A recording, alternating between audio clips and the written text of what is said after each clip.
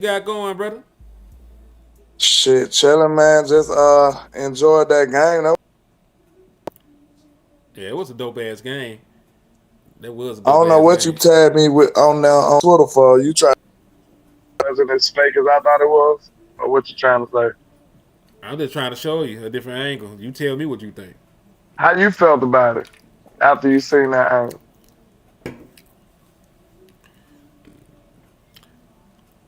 I'm Dude, still ain't that undecided. bad, bro. He just got 2 picks. He the nigga that had the other 2 picks. Now, see, when y'all hear me and landlord discussing, we are two Negroes that are into conspiracy theories. So Oh, I'm that's definitely a landlord. conspiracy nigga. Yeah, landlord feels that shit was extra fake. I'm undecided. You know what I'm saying? Because I seen it, but it didn't look as egregious to me as it looked to Land. So, I want to know how y'all feel in the chat box. Was that some baby back bullshit? Was that just a gangster ass throw? Or was that one of those things where Vegas called like, nah, we need overtime, nigga? Y'all let us know in Yeah, the I chat box. think I'm they just was curious. hyping that up, bro. Like the movement that he did towards the end when that ball was in the air, it just didn't look natural to me. I'm not gonna hold you. It did not look natural to me. But it is what it is, man. Cause he was right there on him the whole time. Then when the ball, you gotta think, Caleb hung that ball up there, bro. That wasn't no that ball that had no mustard on it. He just put that ball up there damn near. That ball hung for a minute. And you was with the receiver the whole time, and then until he got close to him, you just found a way to throw yourself out the play. Like, get the fuck out of here, man.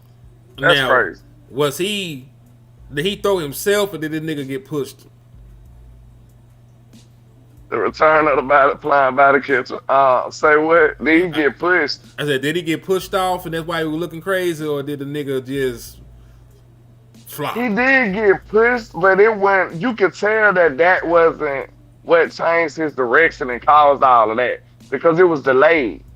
Like he pushed them off of them because they was fighting for position, but after that little exchange, that's when he did the little unnatural movement type shit. So nah. Gavin said that nigga got hands like Savion's.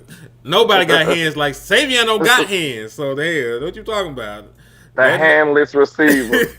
they got that nigga out here. He trying to catch with this motherfucker right here. That's what he got to catch with because he don't got no damn hands.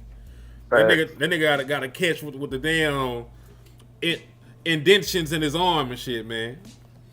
But nah, nigga, we in this bitch. We talking about the DC search, man. And I'll just ask you because last time I checked, I watched that game. Broncos won, right? Yeah, they did. I hate that for Bo Nix though, man. I ain't gonna lie, cause I was kind of impressed by how he was playing. He didn't have a bad game. I don't think he played bad, especially compared to some of the shit I seen these last couple of days. What I just seen from Drake May and CJ Stroud and them niggas. Oh no, like he ain't played bad at all in comparison to that shit. Yeah. But the point I was gonna make about them niggas still playing, Jim Leonhard can't interview until they lose, or the bye week in on the Super Bowl and shit. So we we can't really wait for this nigga, dog. Ain't nobody That's the got point. time for that. Yeah, like I need to have somebody in here now. We need to be getting their staff filled out, and we need to be having everything lined up so we can have niggas down at the Shrine Bowl and at the Senior Bowl where landlord will be covering that. So y'all make sure y'all send them cash apps, to support his journey, his trek up there. Y'all make sure y'all do that. But yeah, man, like Lou want to jump on this bitch, man. Fuck it, I'm gonna send Lou ass the link too. Fuck it, we all just gonna jump on here. But yeah, I ain't waiting for Jim. You already said you ain't waiting for Jim, right? Yeah, I don't think you should wait on time. Wait for no man. We got bigger fish to fry. You not the only or the highest qualified candidate, in my opinion, anyway. So I'm not putting my whole search and the whole all of the prosperity of my team in your hands just to wait on you, and then you still got an option to say I'm good. Yeah, So no, no. because think about it. Like the Green Bay Packers, they defensive coordinator is the favorite to get some of these head coaching jobs. That nigga just coached 50, 11 years in Wisconsin. Like everybody knows he would like to go back. So if he could get the Green Bay job, he'll say fuck Dallas instantly. You know what I'm Yeah. saying? So nah, I don't want to. Man, you know that's like holding out for the pussy and you still can't fuck.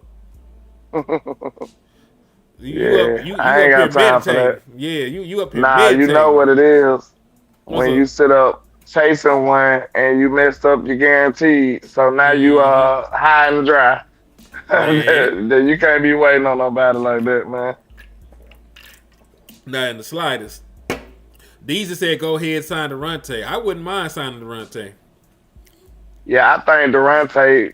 I think they sold me on Durante now. I had a talk with boss. The stuff that he told me, I ain't gonna hold you. Like I got the utmost respect for dude now. Mm-hmm.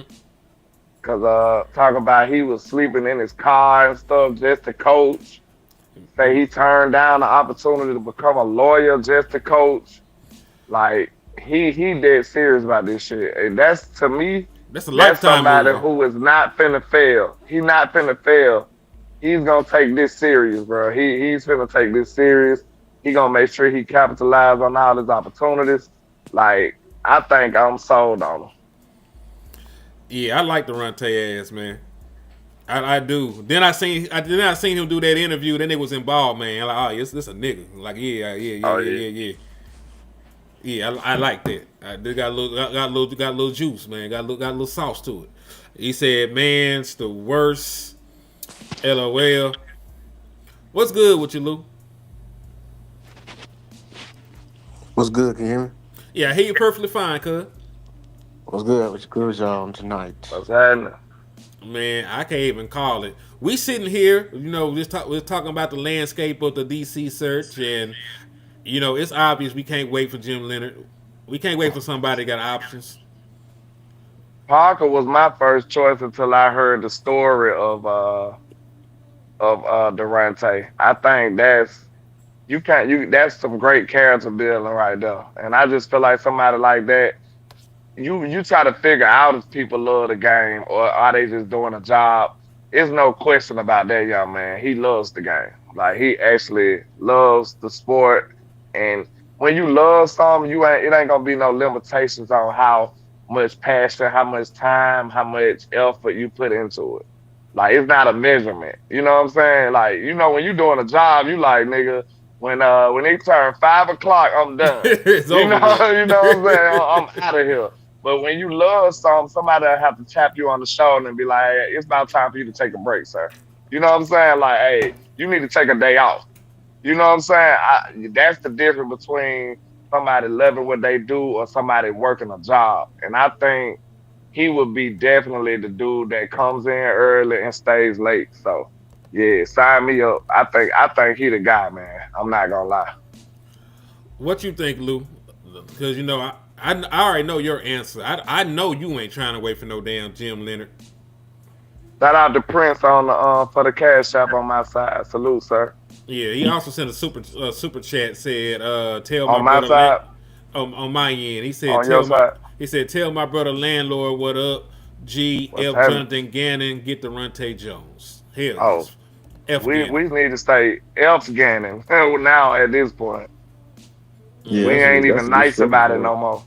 Hell facts. no. Like, yeah, it's really disrespectful that they interviewing that man. It's people in my comment section that are like, oh, they just doing their man. Fuck due diligence, man. Like, no, that's a horrible ass like guy in there. Like, he's not qualified for the job whatsoever. Lou, For real. did you hear what I thought? I tried to like guess what they might or could be doing on the I think that was the last show we was on. My estimate was they could be hiring, well, they could be trying to build a whole staff and somebody like Gannon could be like an advisor or something. What you think about that? I don't even want him in the building. Period. I know we don't, but I'm just trying to satisfy everybody. I'm just trying to make everybody happy. The Joneses want to sabotage us. At least they'll have a regular ass dude in the building. And he won't be directly screwing over none of our defensive hopes for the 2026. You see what I'm saying? You'll have two birds, kill two birds. I feel you on that, but at the end of the day, it's fuck the Joneses, like, and what they want, because what they want last year got us on the history books in the worst way. In the worst So way. Yeah, I'm true, not trying to true. hear I'm not trying to hear any of their football original thought. They The can write it defense was on down. their worst behavior, like Yeah, Drake. they can scribble, they can do whatever they can. I just don't want to hear it because that is literally a cousin to it. You over here recommending the man and his mentee. Like, how disrespectful are you? We was already scorned by Eberflus, but you finna get somebody who was even close to Eberflus and act like we can't see this shit? No. Like, no. I don't want to hear, I don't, he cannot touch my building. Same thing why I want Jason Witten touching this building. Because I know what y'all trying to do. No, I don't want his, he isn't, I'm to the point, he's not a pro level coach. He sucks. He sucks at his job. Be honest with you. I don't want anybody who is not on this level to be in the building. Go to college. He going to college, so just leave his ass there. Yeah, leave his ass in college. Yeah, Like, because one day he might be a good coach. Just ain't right now. We got a timeline to stay on. it ain't no one day. His day is past. I'm not gonna hold you. He fell upwards. I'm not gonna lie. He fell into that damn Arizona job. It's Oh, over. I ain't talking about Gann. I'm talking about Witten. Oh, you talking about Witten? Yeah, Wednesday it may come, but I'm talking about It ain't Gannon. coming right now. No, Yeah, fuck Gannon. yeah, yeah. I'm talking about Gannon. Gannon can go to Fuck Gannon. college. Yeah, No. Yeah, yeah, no, we on the same page with that. yeah. Nah. Like Gannon. Yeah, I don't want him anywhere near this building. I don't care if he is advising. No, hell no. Hey, did you hear what I said? Because me and LandLord had this conversation. The reason I don't want that is that because that's how Shotty got into the head coaching job. He started as an offensive analyst, then he became the OC, and then he became the head coach. That opened the door for that nigga. You know what I'm saying? So that's a door I want to keep closed. I don't want anything to do with him. But I do got an interesting name that could become available soon. Mm-hmm. Take a wild guess. He a head coach right now. What he a head coach? He a head coach right now. McDermott? Oh my nigga, you so smart. He is gonna get fired, right? He probably gonna get fired. So this is the one because this is a report. They said will Bills fire Sean McDermott from Brandon Bean after the playoff loss. A few weeks back, Adam Schefter was hinting at the possibility that McDermott could get fired if the Bills fell short in the playoffs. Because I do want y'all to remember, Sean McDermott has been the head coach of the Buffalo Bills since 2017. They have not been to a Super Bowl at all. So if you're not going to elevate at one point, you're gonna have to get the fuck out of Dodge, right? So anyway, but he said, but it would appear he's safer than he otherwise would be had the Bills gone one and done. He might survive, but it's still an inkling he could be fired. Now, they had ample time, to climb the NFL mountain, as he said. It's not likely they haven't been given a fair shake. So he may be fired. He may be an interesting name. So my question to y'all, if Sean McDermott is, scapegoated for Josh Allen having CTE and, rolling the ball backwards and throwing the ball to niggas that not wearing Bills jerseys and shit, if he is scapegoated for Josh Allen forgetting how to play football in key games, would you mind bringing Sean McDermott in? I need to. I would have to vet him on his scheme. Because his defense is like. I mean, they've been all right. They ain't been like out of this world. They ain't been nothing you can stop. You feel me? And I know it's wise because they put all. I don't know. Like, I can't say they put all their resources to the offenses because, like, shit, they still ain't got no. No real number one. That's what I'm saying. They was throwing Brandon Cooks go balls and shit. Like they motherfuckers was desperate. So I'm gonna have to really dig deep on it. He gonna probably like get with somebody if he's fired. One of these. I don't. I'm gonna be honest with you. I really think that they're not gonna fire him because they're too late in the head coaching In the cycle. Yeah, in the cycle. Like right now, everybody is pretty much and in the later stages of the dating, what I'm saying, we finna get some marriages like soon. You know what I'm saying? Like that's just me. I don't think like firing your guy without a clear plan and you got a quarterback like you know Josh Allen and trying to find somebody that can elevate you. Unless it's Mike Tomlin, who you can guarantee. I don't know. I think you playing with some rough waters right there. Yeah, it's damn sure risky. Anytime you get rid of your head coach, man, you put your team in disarray. But like I said, it's been a long ass time. They made it to two championship games. I will give them that. But you would have to think this is a black eye. No Patrick Mahomes in the postseason. No Joe Burrow. No Lamar Jackson. You know, and you don't at least go to a championship game. You don't at least get to the championship game before you get bounced. Like it could happen. We'll know more Monday. Like I'm pretty sure. We'll know more Monday at that point. Land, how would you feel about the prospect if Sean McDermott does get assassinated? How would you feel about bringing him in as the defensive coordinator? Well, I think it might be a decent option, especially over Gannon. Oh, I So, take you I know what I'm take Nick. saying? Listen, I would take you over Gannon. Yeah, and I'm an offensive guy, so Mm-hmm.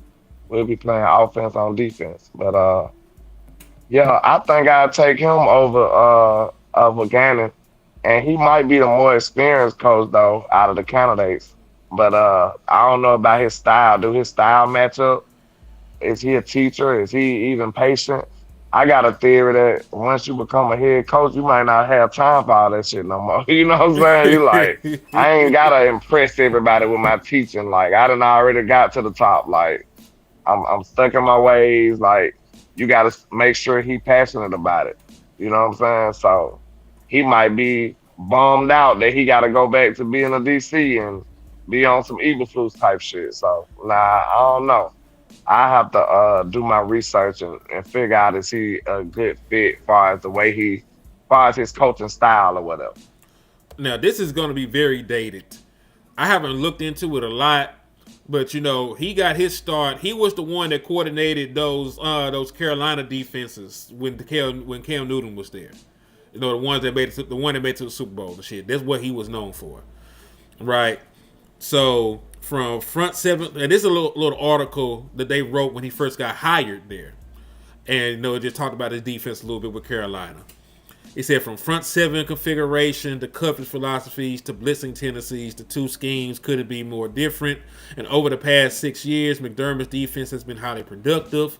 Starting in 2011, his first as Panthers DC, Carolina's defense finished 32nd, 11th, 3rd, 15th, 2nd, and 10th in DVOA, Football Outsiders all-encompassing efficiency metric. In 2015 and 16, the Panthers were top 10 run defense, allowing 3.9 yards per carry in both seasons. A year ago, Carolina led the NFL with 24 interceptions. 2016, the Panthers tied with second in interception with 17 picks. So it's antiquated. You know what I'm saying? This was a long time ago. But from what I remember, this is a 4-3 under defense. 5-man front. He used to blitz a lot. I'm not sure if that's still his calling card since he's been the head coach in Buffalo. But he used to have an attacking defense. I don't know if that's the case anymore. I had to do my due diligence, crunch the numbers, and do all the other good shit. But it's worth thinking about. Especially if they're considering bringing in fucking Jonathan Gannon. Hold on, that's not right. If they're considering bringing in fucking Jonathan Gannon, if that move happens and he ends up on the streets, in the child line, that'd be a nigga worth, calling in. Maybe, yeah, like Leslie Frazier would be a good dude to call in too. Give Leslie Frazier some love and some kudos because he's doing some great things over there. He was Seattle right now, I think, as a defensive assistant. But yeah, I wouldn't mind. I'm not saying it's something that should jump the line over the other candidates and no shit. But I'm just saying if he get axed, he worth a look see. You know what I mean? I'm to the point. Uh, can you hear me? Yeah, I can hear you fine, bro. Okay. It was lagging. All right, I'm to the point where we in this process where we should be pretty locked in. This is why. like I'm not no Jim like after this week. I really am because like I need them to start acting with some urgency. And I don't want it to be reckless, but it's like okay, we need me if I'm wrong. Ain't there like the Reese's? What happened? He breaking up a little bit. Can you, Yeah, I can hear you now. I said ain't the Reese's Senior Bowl like in a week or so? Boy, yeah. Matter of fact, Paneri owns it now, but it's on the 31st. So it's like 2 weeks away. And then the Shrine Bowl is on the 27th. So the Shrine Bowl is in 9 days because it's the 18th right now. The Shrine Bowl is in 9 days, and the Senior Bowl is in 13 days. We ain't got a lot of time, bro. We ain't got a lot of time at all to be waiting and courting niggas. You know what I'm saying? Like, see, like Luso, man, he finna drive up there right now, and make them niggas make a decision.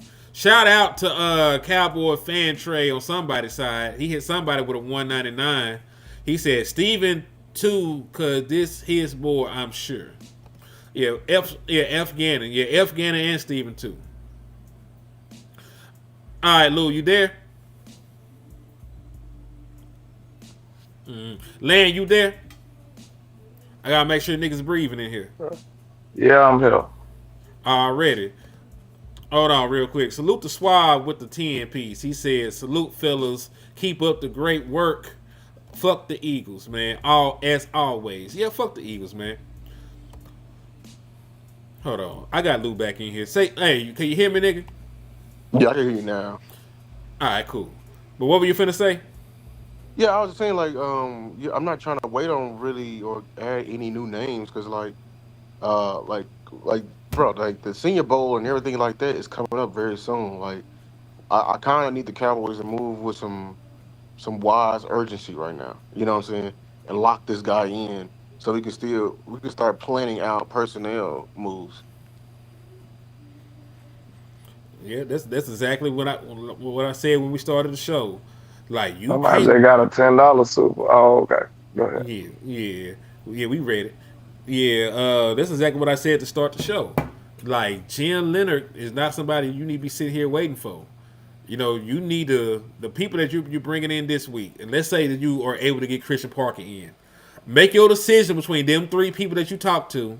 You know, really them two people. It need to be between Durante and Christian Parker. Them the two niggas you need to make I the thought decision he between. already did his. Christian did a virtual one. He ain't did the in person. Remember doing 2 rounds? So they blew him away. They said he blew them away off his interview. So that was digital. He It was probably a finna digital. sweep them off their feet when he got them in person then.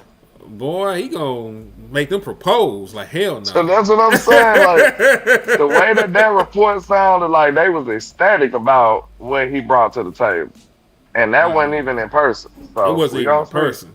They just now starting in person interviews this week.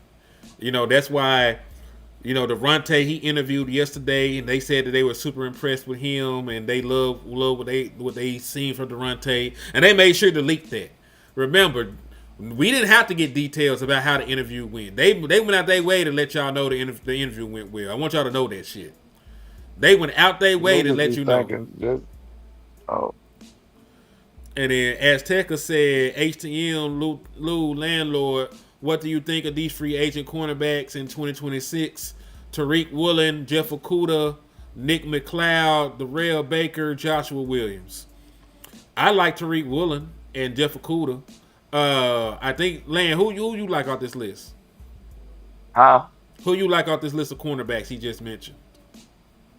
I like Tariq and Okuda. I know he been struggling though lately, but Tariq can probably be the first guy I'll take. Lou, But you I got, do gotta watch their film though to be sure. to be You fair, know, I ain't yes. watched all them niggas. Yeah, I'm Yeah, we're picking going the to have same to guys. go through it. I'm picking the Huh? same guys. The same guys? Okay. Yeah, Tariq Woolen, Woolen and Jeff Okuda. Okuda. Yeah. And you know, I got another dude. You know, his name not on here, but Eric Stokes. I fuck with Eric Stokes from From the Raiders. from the Raiders. Yeah, yeah, I Used to be think we looked at him too. Yeah. was a first round pick from Green Bay. Only gave up a singular touchdown and about 300 something yards last year as their primary corner. So something like that we could work with. You know what I'm saying? Hmm. They, but yeah, those some guys I would get. Did But you not hear what the way? Go ahead, go ahead. nah. Go ahead. I was just about to say, I like what I heard about Durante, the way Boss was putting it. He was saying, basically, he got a policy like the way he run his defense. If anybody late, everybody get blamed. I Damn. like that. I like that though, because guess what? It You represent what happened on the field. it's That's true. what it represents. Because if Hmm. one nigga offside, it screw up the whole team. If one dude do a pass interference, everybody getting in trouble. You see what I'm saying? That's the type of mentality that he brought with his coaching. So if one dude be late, everybody got to run. Like real talk. And then that make everybody hold him accountable. Like, hey, bro, you gotta get on your shit. You got us running extra miles and stuff like that because you ain't doing your job. So that's gonna make people hold each other accountable. That's gonna make people band together closely. I love that. I ain't gonna lie. Like that thought process kind of what sold me on Durante. Like I said, oh, that's gonna make sure they together and they communicate and they close knit group. Real talk. I think that's perfect. I damn sure agree. Lou. Oh yeah, y'all know how I feel about Durante. That's my number one right now. I don't think he's even close. And that I mean when I listened to that whole interview like two three times, man. Like cried. I ain't never like I legit like cried because this I ain't never heard somebody like that committed to like football like that. Like Boston, he said he told me he forgot to mention it, but like when he moved to LA, first of all, like he was hinting at all the shit he was going through. They had him as the cornerback coach at UCLA, but they Hmm. was paying him GA money. Like people didn't even realize that. That's some That's, fucked up shit right there. You know what they I'm don't get saying? they don't get shit, do they? No, but I'm saying he was the cornerbacks coach, but he was getting paid GA money. He was making $1,000 a week. You know what I'm saying? And in order for him to work, he said he sold everything in his house, all his furniture and everything from Maryland, in order for him to survive that year. You know what I'm saying? Like Mm-mm-mm. I've never heard somebody like, bruh, I've never heard somebody love the game this much. Like Man, one they go homeless multiple times. Like you know what I'm saying? Him doing that Did in you hear Chicago how is I wild. described the love versus the job, Lou? How you feel about that? Like I Yeah. said, when it's your job, you'll clock out right when it's time to go. Like, you know what I'm saying? But when you love it, somebody got to tap you on the shoulder, like, hey, bro, it's about time for you to take a break. Like, you've been Hmm. working all day. hit the You know what showers, man. Hit the I'm showers. saying? Yeah, you need to relax, nigga. I think if it's just a job to you, you going to do what's required, and that might be it. You know what I'm saying?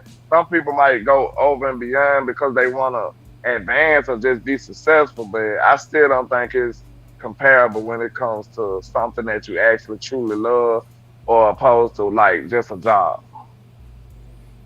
Yeah, or Hmm. like somebody loving a dream. I ain't never seen somebody that committed to a dream. Like, you know what I'm saying? Like, I don't, you know what I'm saying? That's crazy. Like, he really was doing like everything he possibly could to like keep the dream alive of coaching football, just cause. And then even so, like when you talking about a job versus clocking in, clocking out, he said when he was at Hawaii, he received like three big job opportunities: Syracuse, Wake Forest, and there was another school. You know what I'm saying? And I think he said it was DC. He could have left, but he stayed right there with them guys because he felt like he had a good situation going. He was impacting people. You know what I'm saying? Before he Hmm. moved on. So yeah, like I mean, this is somebody who just not moving like every other coach. Like we could really stand to have somebody like that on our team. I ain't gonna hold you. You know, like you have good people on your staff like that. Maybe it will offset some of the Illuminati shit that Jerry did back in the day. Right. You know what I'm saying? Like you might be doing, the Lord's work by giving this man an opportunity. Yeah. Yeah. Speaking I of which, mean, let me play some of this shit though, man. Cause Land, did you ever listen to this when he was explaining what was going on at LSU and how that shit happened? What? Yeah, they said he was missing like eight of his starters. That what you talking about? Yeah, did you see that video? Uh-uh. I'm gonna play it for these people because I think they might have seen it because I know Boss usually have a packed house. Also, kudos to Lou because I stole all this shit directly from his page. Exactly. As you Yeah, should. as I Just make should. sure you credit the creator. You know what I always credit the creator. So I am hell, not the creator. This shit crazy. I stole that hey, shit too. I'm so that shit You robbed the raw. saying? All right, so let's rock. Let's rock. Let me play. I'm gonna play the 3 minute and 40. I'm gonna play the 3 minute plus one first, and then I'll play the other one. Just to compare a team, we don't know sometimes what team's going to show up on what weekend, but looking at the team that, for instance, early in the year went to UCLA and went to Kentucky, it was hard to believe that was the same team that went to Tuscaloosa and played Arkansas at home and A&M in terms of defense. There was a lot of discussion about the defense LSU played before the bye week and the defense LSU played after the bye week. Can you share any thoughts on that? Yeah, well, we lost 8 starters going into the bye week at that point in time, and we had just lost our starting nickel in Cordell Flott. And what we had left were guys that hadn't played much, and we had to try to utilize the talent that we had, that was available to us. And so, we looked at it and we thought a third linebacker on the field was probably better than the next nickel option at that time, and that was Mike Jones. And we were trying to find a role for Mike Jones throughout the year. And Mike Jones, to his credit, went back to the position, and the reason why he transferred from Clemson. He transferred from Clemson. He wanted to play an inside linebacker, but they had him as a Sam. Well, when Cordell went down, we had to move. We had to find another Sam or some type of body type to be out there in the perimeter, and it was Mike Jones. And so because of that, it allowed us to do some different things in the front. It allowed us to play more stout in the front. Some would say it was a 3-4, but it wasn't a 3-4. It's just numbers. We still had the same personnel up front that we had. Mm-hmm. We just changed the front a little bit and adjusted and aligned them differently. And then we were able to do some more pressures. And we wanted to show Alabama some things that we had not shown all year, much like the Mississippi State game where we dropped 8. Yeah. Something that we hadn't shown all year. And it was just, we had the bye week to do it. It gave us an opportunity. And so from that, we just built on that for the rest of the season. Yeah, it's real simplistic, but it just seemed the overall opinion was, well, they sure are blitzing a lot more now than they did early in the year. And that was, if you're thinking about it, right, and you were like, okay, well, you have Ali Gay, Andre Anthony, B.J. Ojulari, those guys in terms of rushing the passer. So there were some things that we thought that we probably only needed to rush for. But then when those guys started to go down, then you got Stingley and Ricks that you're counting on to lock it down. And out on the air you have Stingley, Ricks. So you coming into it, you're like, okay, I have those 4 guys. You have Glenn, you have Neil up front, you have J. Roy. Then you on the outside, you have Ricks, you have Stingley, Cordell Flott, Jay Ward just moved to safety. So now you're feeling pretty good about the personnel, and then just guys just learning the system and being comfortable in the system, and then it just one after one just started going down. Mm-hmm. And so then you have to adjust, because at that point in time, before the bye week, we still had, technically we lost Sting, we had lost Elias, but we still had Cordell, and Cordell had started to play corner, nickel, and safety for us. Mm-hmm. But then when he went down, that was a major piece to our puzzle, especially to play our nickel package. Yeah, it was staggering the number of guys who went down. Yes. And Andre Anthony, for example, he's been patient and scoops up the fumble and runs it in for a touchdown. I felt so bad for Andre. He's just a great guy. He's a great guy. You're cheering for him. I just ran into him the other day, and he's recovering pretty well. So I'm excited about his future. Yeah, and he sticks around. You guys are going through warm-ups and games and whatnot, and obviously he can't play, but he's out there, trying to help out. Exactly. Be a good teammate. Yeah. All right, let me get this shit pulled back up to the main screen. So yeah, man, and what I really liked from listening to him talk right there, it's not just how he handled the injuries. That's part of it. You know what I'm saying? When you go through football, how you handle injuries is going to be paramount. It's a physical sport. Guys goes down. You got to have a plan. I like that he talked about being multiple. He didn't use that word, but you use context clues. Like, yeah, man, just like the week before, we dropped 8. They ain't never seen that shit from us before all year. Just like he's talked about bringing different exotic blitzes because they weren't expecting it. You know, that sounds like he had good self scouting going on over there because he knew what his tendencies were, and it seemed like what he was describing breaking them on purpose. To give them a schematical advantage. So I liked what I heard in that interview. And really, I also liked that they cleared up why the LSU defense was so bad that year. If you're missing 8 superstar kind of players, a lot of the guys that he talked about they were missing, they play in the NFL right now. All of them was gangsters he mentioned, most of them. Especially he said Stingley. He said Ojolari, didn't he say him? Mm-hmm. He said a couple of more folks that was NFL players. Yeah. He picked up. Remember, Cordell Flott was the one that picked off Dak this year in Dallas in the first Giants game. He lost all his gangster sound like. Right. Yeah. If you lose 8 starters, I don't even care if they high level starters or not. Like you're not gonna have a good defense after that. No, I don't reckon you would, man. Yeah, but, and like he talking about the biggest flex he has when he said at Bowie State. I mean, a freshman, like 9 freshmen he was starting, and they got they was 32, and then like sophomore year their defense they got into the top 16, and then by that junior year all 9 of them starters he had out of the 11, they led in all 7 categories in terms of top defense, and then he left. And then for their senior year, they were so good and they knew the system was so good, they taught the new DC the fucking scheme, which is insane. That you know what I'm saying? That's a great teacher right there. That you can teach the new DC because they didn't want to change schemes. That's crazy. Yeah, that's some crazy shit. All right, so let's play part. Hold on, did somebody else did something said? Nah, I'm tripping. All right, let's play part 2 to that. Because I like hearing Cuz talk football. You know what I'm saying? Like I know it's not a huge sample size, but I feel like I'm understanding him a little bit more. Just from hearing him talk football and his backstory and shit. Like hearing him talk has been winning me over. Because I ain't gonna hold you. Be careful, nigga. What you mean? Be careful. Don't let the talking ass nigga get you again, man. You talk about because that's how Shotty got my ass too. That's how Shotty got everybody. Shotty took over the world like Pinky in the Brain with the talking, boy. Man, he got him. He got everybody. What's funny as hell is Boss called this nigga the Black Shotty. You see what I'm saying? He got everybody. You good talking ass dude though. All right, I'm not excluded either, so I'm not just saying y'all. That nigga, he got me before he even got y'all, nigga. I been got.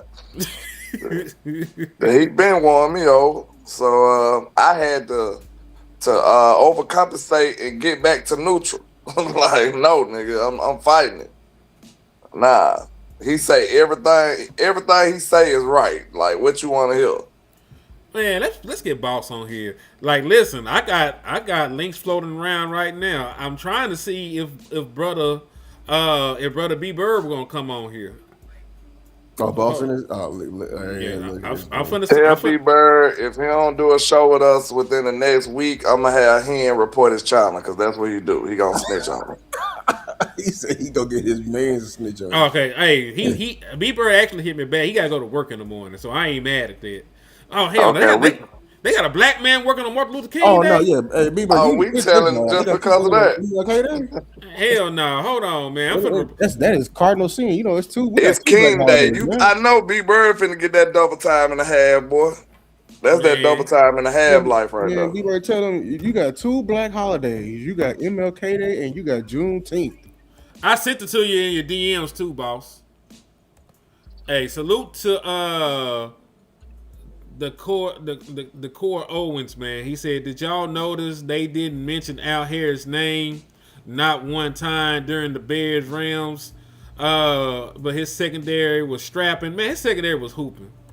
It's not his fault that Caleb Williams was throwing the ball to the wrong team, man. It's not his fault that Caleb Williams was throwing the ball to the wrong team. His secondary came to play, man. Kudos to Al Harris, dog. It's actually disrespectful. Because y'all remember that hit piece they put out here, the 3 or 5 DCs to avoid. They had his ass in there, huh? They had him in there, but they had Gannon ass in there too. So shit, if Gannon can get an interview, why the fuck Al can't get an interview? That's diabolical. It's diabolical. But brother Boss, how you doing today, man? Oh, what's up, man? I'm already in here, bro. Damn, that was fast. Yeah. Yeah, what's going on, man? Man, you listen, man. When you ask, you share a receipt. You said you wanted to get a seat. You already got a seat at the table, brother. Yeah. I was sitting here working, so I was like, I see my brothers working, so obviously I come in here and sit down with you guys for a second, man. Times is taking overtime right now, so I'm willing to do what it takes for us to get our guys over the hump. I think I heard LandLord sneak this and Brian Schottenheimer, man. What you doing, bro? Shit, that's what I do, nigga. I got a PhD in that. You still I got a sneak this PhD. on me, dog? You saying That's what they hired me for. They hired me. I ain't want to tell y'all. me, dog. What you want me to do to you, dog? But now, boss, I got a bone to pick with you. Cause you already said you was an ex-salesman. You just sold me on Durante. I don't like that shit. I'm gonna have to fight back. I don't know. I'm gonna find something I don't like about him. You ain't gonna sell me. Nah, I don't like it. I am gonna sell you, man. That's my job. Nah. See, this is the thing when you a true that nigga a master salesman. No, listen, man. No, for real. When you're a professional salesperson, it's not about tricking anybody. It's about getting them to see what they need. You know what I'm saying? And you know you a deceiver. You know what I'm saying? Because look, I ain't even bought it yet, and he said this is what you need. You know what I'm saying? Listen, man, I come from a real professional trained sales program where most salespeople are looked at as manipulative. We're not trained to do that where I'm from. I graduated from the #1 sales program in the country. So we are truly trained to seek out win-wins. I'm serious about that. I'm dead ass about that. Like, there is some manipulative salespeople to where they do stuff, and I call it tactics like they overpromise and underdeliver. I've been trained to underpromise and overdeliver. You know what I'm saying? So it just depends on how you train. So, and, people do be leery when you're a good salesperson because they don't trust you. They think you can mouthpiece them in. You know what I'm saying? They treat you like you a pimp, like you will talk about their dollar. But it's like when I make a sales presentation, and the reason why I was and still one of the best salespeople is because I truly find answers. And so my question to you is, you can pay for this 2 ways, check or credit card. Which one you prefer? He's a very crazy.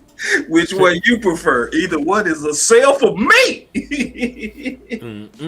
I ain't gonna lie though. I'm with Durante the most right now. He just took it over, but I wouldn't be mad at Christian Parker.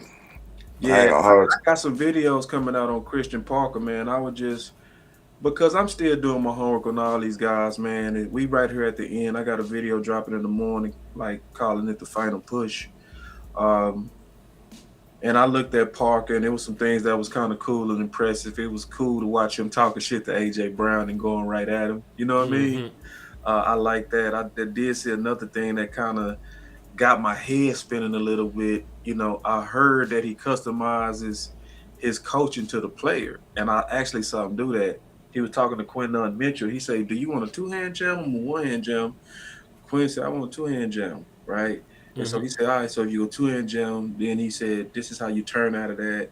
And he customized it. And I was like, I ain't used to coaches doing that. Like, usually it's like they trust their technique and they go kind of try to mold you into exactly what they want you to be technique-wise. I really did see him customizing it. That was kind of, and it's like, special, to me, ain't it? yeah, and that was, and I might be old crusty, like they say on the fan, like, you know what I mean? Where it's like, nah, man, what's your way? But I watched them customize it, and if you making our pros, it's like we might need to adapt our coaching styles to you. You know what I mean? Where you are molding, where you're letting the guys be comfortable, where you don't just pigeonhole them into a certain technique. Certain things you give grace on. That was different. I'm just being honest. That was different.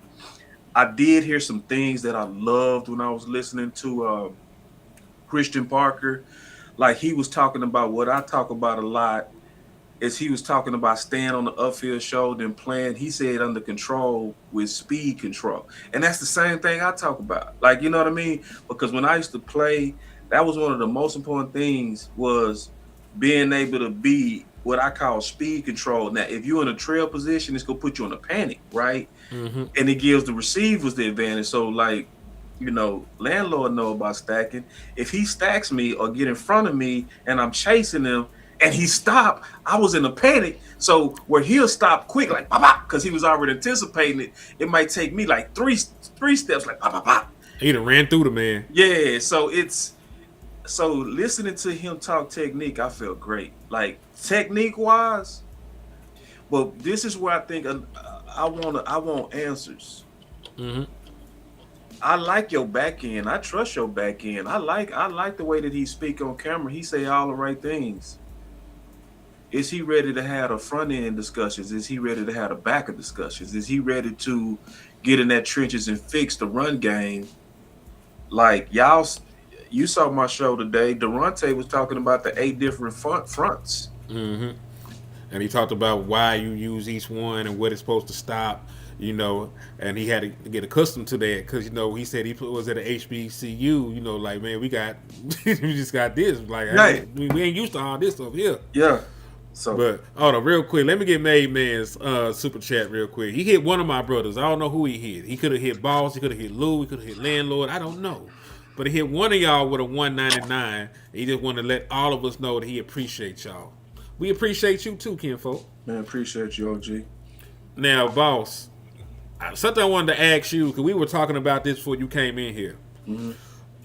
We can't wait for nobody no more, man. Like Yeah. it's past the time to wait for people because I know that they like Jim, but Jim might be playing in the Super Bowl. You know what I'm saying? Like they still could upset, you know, New England and be gone, and he be holding up your shit and not even take your job over here. 'Cause there are a lot of rumblings by him wanting to go back to Green Bay because you know he coached in the Wisconsin area for a while, as we know, right? So. In my humble opinion, you got 3 guys. It's Durante Jones, the Parker, and Jonathan Gannon. Their guy. Trash can, yeah. Yeah, Trash Can Gannon. You know, you need to be speeding this process up because, like we were talking about, Senior Bowl is in 13 days. I mean, that's amazing, bro. Like, it's amazing how we think the same, bro. That's one of the things my video is about that I'm finna drop in the morning is the timing and the stuff and why it's really honestly time to wrap this thing up. I don't play spades, but I heard people talk about it. Like, you know, Hold on, wait, we ain't gonna speed past that. You don't play spades, nigga. I know I'm a black man, don't play spades, bro. I swear. Yeah, I'm not judging you. Yeah, appreciate that. You know, but anyway, but I heard people talk about it, the possibles and all that kind of stuff, and I don't want to butcher the terms, but it looked like you're trying to, you know, where you got a certain amount of books in your hand, and then you got some possibles.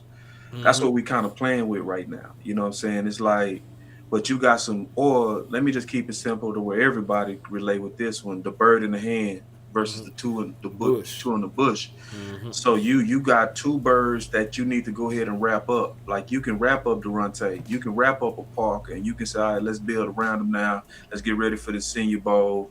Let's start trying to identify what these guys want so we can go ahead and start getting our scouts to go look at that. Is Jim really worth it?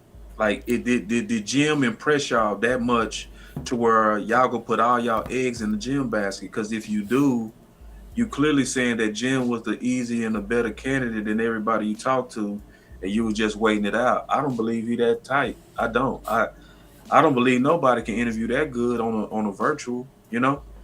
Especially when the reports are saying that they was really impressed with Durante. The only problem I had is that it says some. Yeah, some were like, nah, who? Was it Shotty? If it's Shotty, I don't care about nobody else. If Shotty was impressed, I'm good. Because y'all be on whole shit, so I don't be caring what y'all It's the same person. It's been 3 different fights. It's the same person. It's the same division. It's the same. I'm a man of patterns. Yup, my man of Like Paris. on the Booker fight, it was Steven, Steven and Shotty. On the Pickens fight, Pickens, it was Steven Steven and and Shotty Shotty. and Jerry. Like it's funny how Steven's on the other side of all the things that's none prosper for the Cowboys. He was on the other side of Deion Sanders, so I don't trust it. I don't You see what I'm trust that saying? man. Ooh. Like so he's all like damn. They got a very instinctive side he like to choose, man. Like Wrong so side of history, yeah. consistently. Consistently on that side of history. I'm sorry. You know what I'm saying? That's just me. Oh, Cuz said don't feel bad, boss. He don't fool with spades either. Yeah, man. Yeah, I bet you we on them dominoes though. Spades. Y'all Boom. niggas don't play spades. Nah, bro. Boss and the core Owens. I'm a monster at spades. Don't say y'all. Nah, you don't know how to play big whiz either, boss? Y'all is all I don't encompassing. play none of those Negro games, bro. Boy, Oh yeah, I see Dominoes what's wrong is with the you. most Negro game in America. So I You can't even play. uncultured. You're uncultured. You have been a guy cussed out the barbecue. Get him up out of here. Don't let him come back. Hey, I don't play spades, anyway. And listen, you bet if you can't play spades, you better say that shit up front. Don't get your ass down there playing and you fuck them folks game up. Oh man, nigga All like a right. shot. We going at you, boy. Cause look, you gonna get to talk like supreme shit if you winning on that table. Like yeah. I'm cussing out mamas, uncles, grandmas. Like, hey, get your ass off my table. That's how we talk. So, yeah, you don't want that kind of smoke. No, I understand, man. That's why I call it a Negro game, you know. Yeah, I wouldn't be. I don't know. Like if they are even holding out hope for Jim, like I just find it weird. Like I'm the only person I'm holding out hope for is them big whales. Like how are you holding out hope for somebody who's not even a damn whale? Like if it's Flores, we're gonna stop this whole train and we're gonna wait for Flores. If it's Moores, we're gonna wait for Moores. You tell me we waiting for Leonard? You mean the guy who ain't got any DC experience, but we waiting on him? Yeah. I don't know. I'm just really frustrated with this process because we could talk about it like Christian Parker. Because my question, like, bro, what is so good about? I don't want to say what's so good about Christian Parker. I'm saying what makes him different from Al Harris? Because people were questioning Al Harris and that he's not ready, to lead a scheme. But Al Harris got more trophies on the wall. He's running circles around Christian Parker. You know what I'm saying? And he's been doing a lot longer, but he's not ready. I just like I don't know where there's contradiction. I smell a very eerie feeling. Lou, can we just say what it is, man? Can we just say what it is? They don't like the nigga. You can't make them like Al Harris. They don't like Al Harris. So if you don't like Al Harris, I don't want to hear you say anything about Christian Parker. By definition. No, they don't like him on a personal level. They like his skill set. They like him as a coach. They do not like him personally. And when you do not like somebody personally, you do not want them to eat with you. Like bringing him back would mean you would be paying somebody that you do not like that. So that's why they're out here getting guys with similar skill sets. You know what I'm saying? That's how they rock it, how they coming. Very familiar. All the people they don't like. I guess they don't like Flores. I heard, or he don't fit. I don't know. But we like Gannon. We don't like all these other people, but we like Gannon. And it's still upsetting because especially when you know the story of what happened with Durante. Like Durante told a story that when he was coaching, one of the receiver coaches and him wasn't talking. And it wasn't. But I told everybody that's natural. That happens. You know what I mean? They didn't talk to after the season because Durante squad was getting with his receivers. But at the end of the season, they got cool. And guess who was the person that helped him get one of his first jobs? The same dude.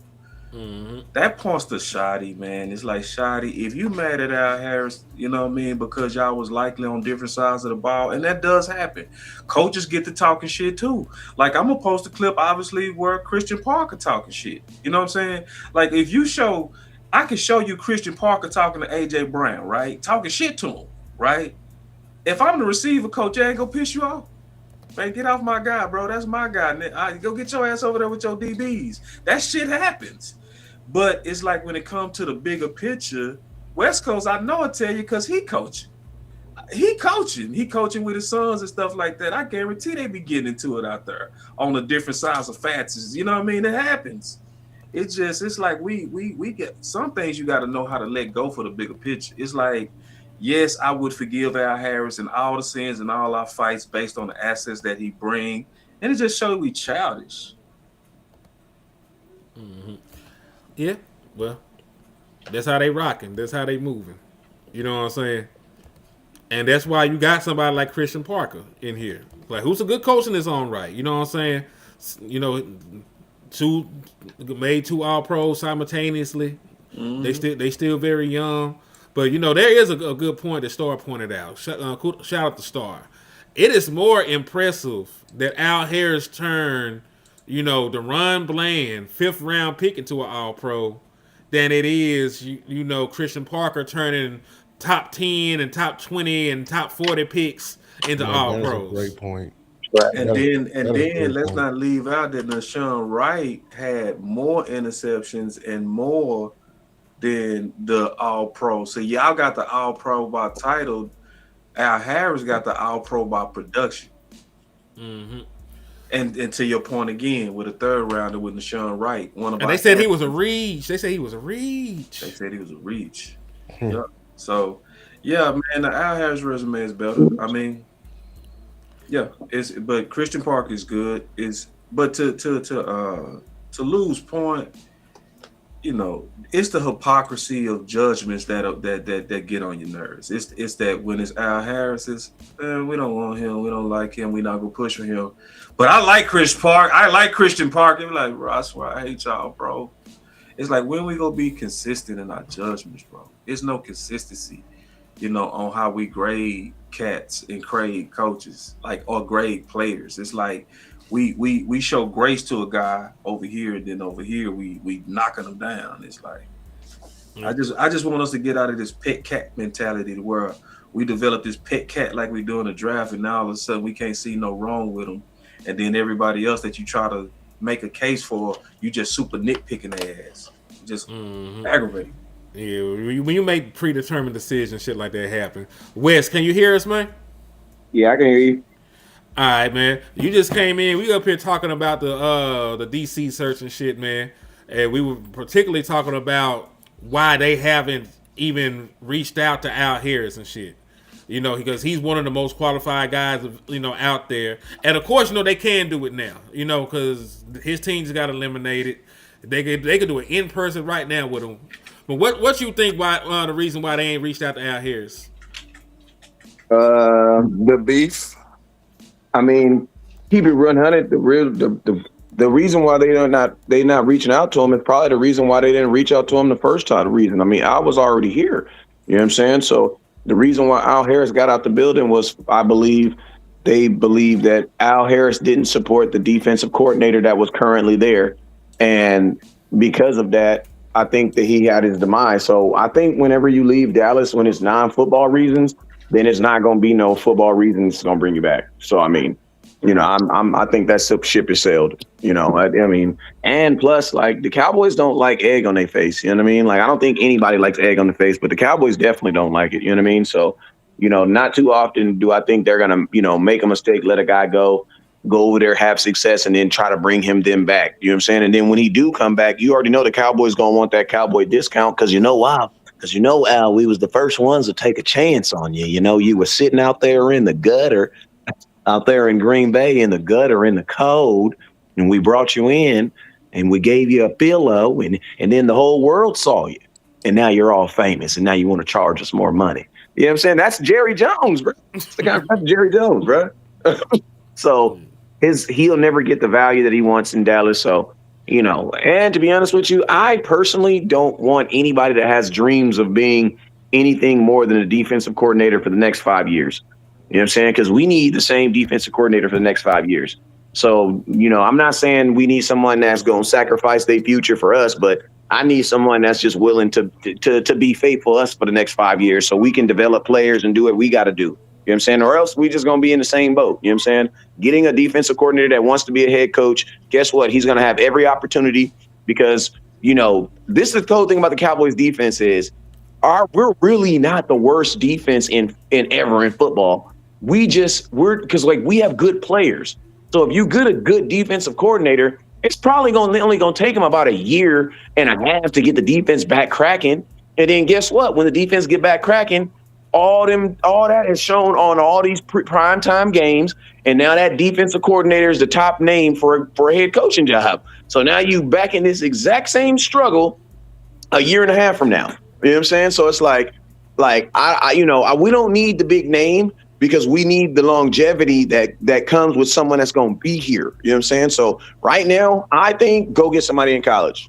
Go get somebody in college that not necessarily needs to prove themselves, but our defense, we don't need a guru. I don't even think our defense is so bad where we need the best guy available right now because we have good players. And to be honest with you, a lot of our reason why our defense, I say we got good players, but then I'm about to contradict myself when I say this. A lot of the reason why our defense wasn't good is because we don't have good players. You know what I mean? So it's like, bruh, first off, that ain't a coach's job. That's a GM's job. You know what I mean? Like the coach's job is to coach the players you give me. If they all trash, I'm going to coach some trash-ass players. That's just what I'm going to do. You know what I'm saying? And then they want me to be a magician. Come on, bro. That's not how it works. You know what I'm saying? There's only one Jesus, and he was a Cowboy fan, but I don't know what he's doing right now. You know what I'm saying? I think he with the Patriots. I ain't even going to lie.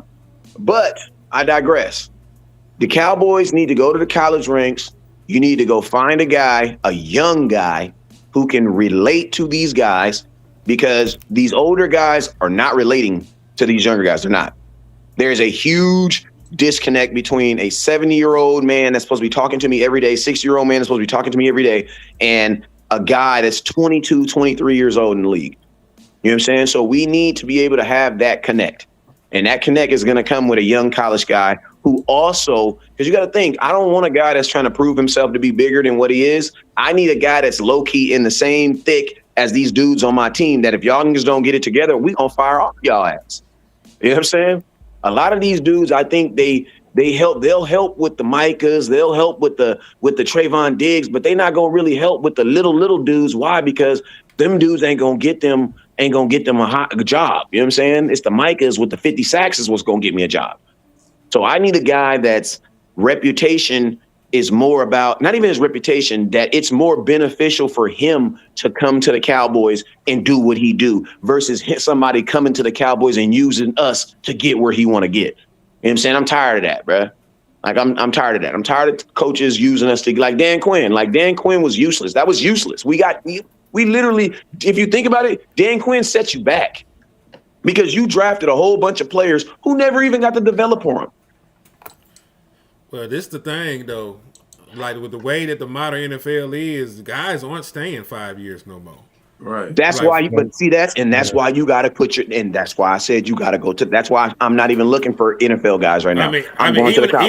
Even the college guys, but it'll take longer though. It'll take long. I agree. Listen, it took 2 years for Mentor. I'm just saying, Mentor just came here from Michigan. Jesse Mentor came in, and he finna have a head coaching job right now, just after 2 years. Like, they do not care no more.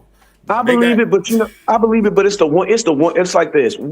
I believe. Listen, there's always the one-offs. There's always going to be, but it's like if you get a guy that's in the NFL right now, there's almost a chance he's gone next year. You know what I'm saying? At least you get 2 years out of a college dude. You get a dude to Brian Flores, man. You get Brian Flores, bro. That dude, man, he gonna have the defense gonna be cracking. And then interviews gonna get, man, by week 14, he gonna be, Brian Flores has gotten reviews for the such and such and such and such and such and such. Bro, there's gonna be like 9 teams. Because you gotta think right now, there's 8 teams right now that are gonna hire coaches. Out of them 8 teams, probably 5 of them will actually make it to their second season. So that means 5 of them teams are gonna be like, damn, we passed on Brian Flores. Let's go get him now. And that's what happened with Dan Quinn. Let's think about this. Dan Quinn, think about this. Dan Quinn was turning down jobs after year 2. But he was turning down jobs. Yeah, but Wes, you didn't like them 12-5s. You didn't like them turnovers. Like, no. I do. But listen real quick, because then also like, And then Flores, not a head coach after what he did with Minnesota, he blackballed my brother. He might not ever get a head coaching job. Yeah, he blackballed. That means means he gonna likely be with us for the whole duration of his contract. You can't be more hotter than he is resume wise. So if he come over as DC, I don't know why we assume like just that he go now be hot. You can't be hotter than what You you wanna are. know? You wanna know why? Because you ain't nothing more hotter than being hot in Dallas, and we all know that. Like, come on, bro. Don't nobody give a damn if you the man in Minnesota. Yes, they do. Like, come on. Bro, I know they don't. They listen. You see 2 games in Minnesota. What you do in Dallas is like 3 times. Like, we're not even going to try to say TV power is the same in Minnesota. It's not. And think about this. Think about this. That's part of the reason why I'm not turning down being great right now because I just want somebody long term, bro. Like. Oh yeah, I'll take him. Because we got a short window with Dak, bro. If we can get like the best now, you get him, and like you know, I ain't worried about 2027 and 2026. Like, let's get 2026 popping. And when you can get the best, and then it's the other part. If you get Flores, you might get Deontay with him. You get like 2 big stones. You get like so it's like we are, and then I can't rock with that. Not after looking at Vabral, not after looking at Ben Johnson. It's like we swinging too low. Like swinging high is what got these cats that got like New England was win 4 games, and all of a sudden they finna fuck around and go to Super Bowl. They won 14. Hey, boss, I 100% agree with you, but you know what all those teams did when they got those defensive coaches? They went in on free agency. Listen to me. If we go get Brian Flores with the same mindset we have right now, Brian Flores is going to be looked at as a bad defensive coach this time next year. That's what I'm saying. Because listen, everything, because all those coaches, also Brian, all those teams were supportive of that defensive coordinator. We don't really support our defensive coordinator. What we typically do is we go get a big name defensive coordinator and then go get him a bunch of trash players and say, hey, we want to see if you can really do what you said you can do in that interview. Like, we don't ever really match good talent. We don't match good whole draft. We put our whole draft pretty much on Dan Quinn, bro. Man, listen, I'm thinking about what we can do in the next 6 months. Do I think there's a defensive coordinator that's going to come in here in the next 6 months and fix this defense? No, I think it's going to be players. I think it's going to be players that's going to fix it. That's what I believe. So since I believe it's going to be players that's going to fix it, Dallas, you can get a Brian Flores, but man, if I'm Brian, listen, can somebody tell me why I would want to come to Dallas if I'm Brian Flores? Why would I want to come to Dallas? So what you said. I mean, you made that case at first. You a spotlight on the sun. Okay, so then guess what? So think about that. You hotter when you in Dallas. So if you didn't get your DC job out of Minnesota, when everybody know you the scariest thing popping, when there's all kind of reports out there saying that you the one that got all these coaches confused all the time, right? I mean, coaches and quarterbacks confused. Then you might want to try your luck in Dallas. To your point, because you saying it's the best place to be hot.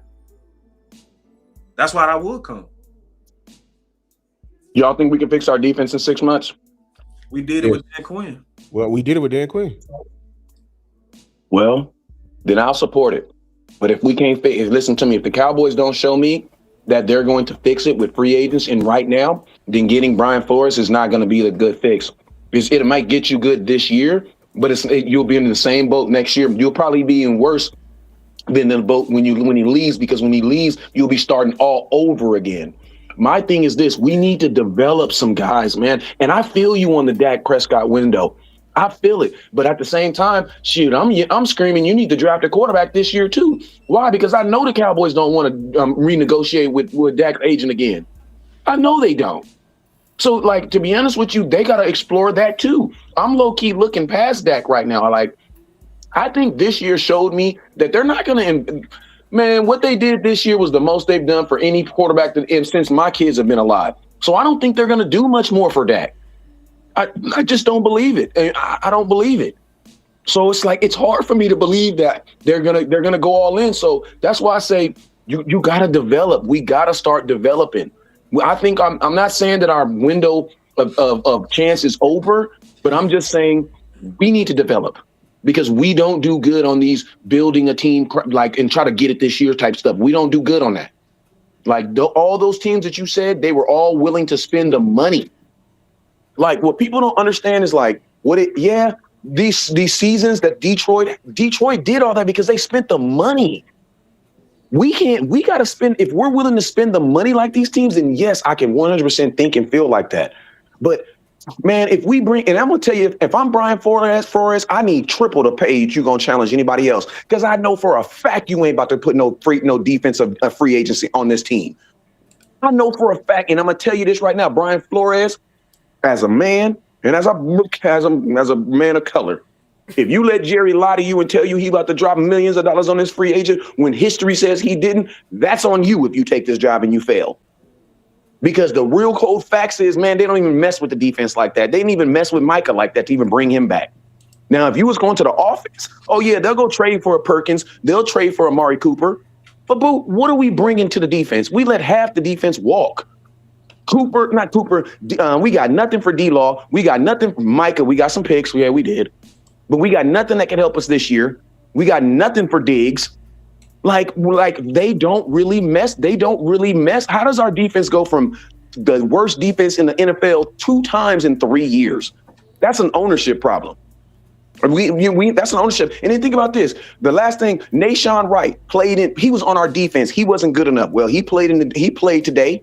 DeMarcus Lawrence, he was playing on defense today and for a team. You have 7 players that are former Dallas Cowboy players that played in the playoffs either last week or this week that are all on defense, including Trevon Diggs, who we said wasn't good enough. So that's why I say, like, if I'm Brian Flores, whatever they offer me to go to Dallas, give me 3 times as much. Because if I can make a mess out of this, I'm Jesus. And guess what? I deserve a head coach job. If you can come to Dallas and you can make this a good defense, knowing that Jerry is not going to help you and he is systematically going to do everything to put you in behind, oh, yes, you deserve a head coach job. He's selling himself short if he stays a defensive coordinator, if he comes here and do that. Like, because think about this, before the Dallas Cowboy defensive coordinator even took a snap on defense, they traded Micah Parsons. God, I mean, I feel sorry. I mean, listen, Matt Eberflus, you should have quit then. You should have quit then. You should have quit right then. Nate Brown said Patriots spent $290 million on free agency. He will agree to your point that they spent some money. And guess what? The Cowboys ain't going to do that. So that's why I'm saying, that's why I don't even want no big-time coach to come here. You want to know why? Because it's going to be a stain on your resume. There's going to be a stain on your resume. There is nothing. You look at Dan Quinn. Look at Dan Quinn. Dan Quinn, what positive came from him talking about he went to the Cowboys? What positive? What positive came from that? We won 36 games. Yeah, but defensive coordinators, that's a head coaching stat though. He don't get a credit for that stat. You said what good came from. I'm talking about for the team. I'm talking talking about for him though, because remember this is a job for him. He gonna pay his own bills. He the one. You gotta. He had just got fired, so he cleaned up his name. Yeah, he cleaned up his name. He cleaned up his name coming over here. So and he did what? Shit, got a head coach job out of it. And then invited us. My point exactly. Oh, okay. Think about this, and then listen. I'm still here. Okay. I just don't think the Cowboys are going to do everything they need to do to fix it in 6 months. I don't believe they're going to do it.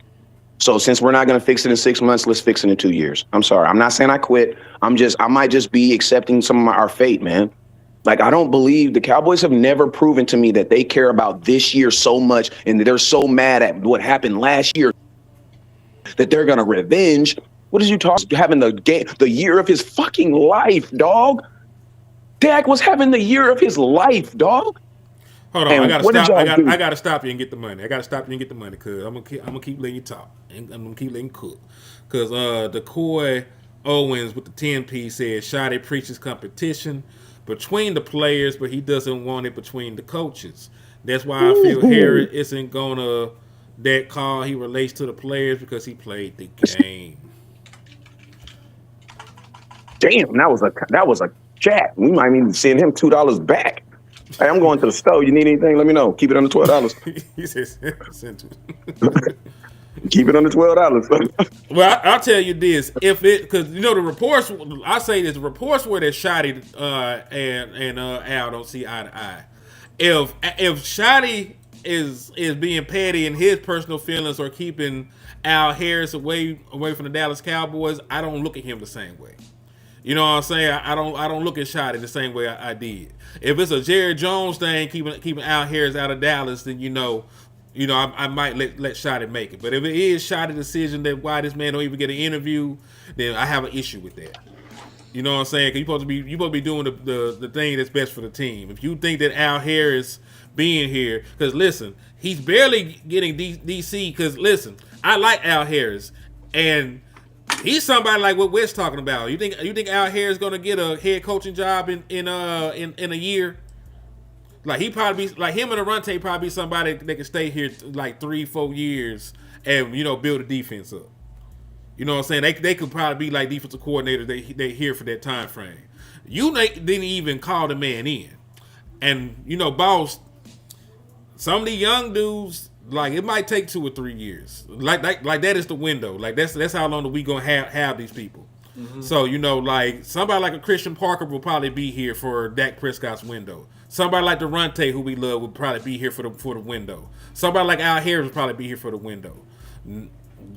Like Jonathan Gannon might retire a goddamn Dallas Cowboy. That's how bad he is. Nobody want to touch that nigga. But like they are really looking at people. They ain't gonna get snatched though. But I also think they're highly qualified though. I think they wanted them. I don't think that it's one of those things where you should even worry about the thing. You know what I'm saying? You should just get the best people. Let me just be all the way blunt and frank on a couple of things. Talk. Al Harris make the most sense because of He does. the way most people view men like him. Yep. Like people that got your hair, they don't promote Yep. almost Yep. anything. The NFL is so stupid ass image based that that's why you see so many black quarterbacks drop in the draft for no damn reason, because these owners are always trying to get the ideal guy that can be the face of the franchise, and then they go try to get the guy that looks good in front of a Pepsi or a Dr. Pepper. That's why Lamar dropped. Like it wasn't played at where he dropped. Most of these owners couldn't imagine somebody with his type of demeanor, you know Profile, what I mean, speech, being the face of their team. So for people that want longevity, you want the guy over there with the long hair. You see what I'm saying? Because owners don't want they too corporate. So like if you're a football organization, you run to what other organizations run from. One of the first people to do that was for the Oilers. And he what was his name? Talked about it today. You said for the Oilers. Yeah, he targeted black quarterbacks. He was the first to go after Moon. Then he got old boy from Alcorn. McNair.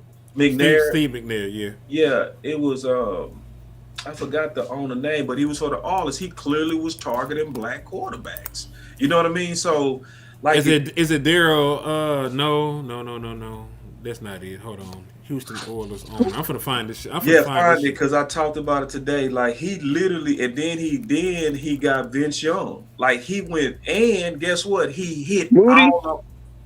Huh? His name was Moody. No, it wasn't Moody. It was Moody. Okay. It I'm wasn't gonna stop Moody. guessing.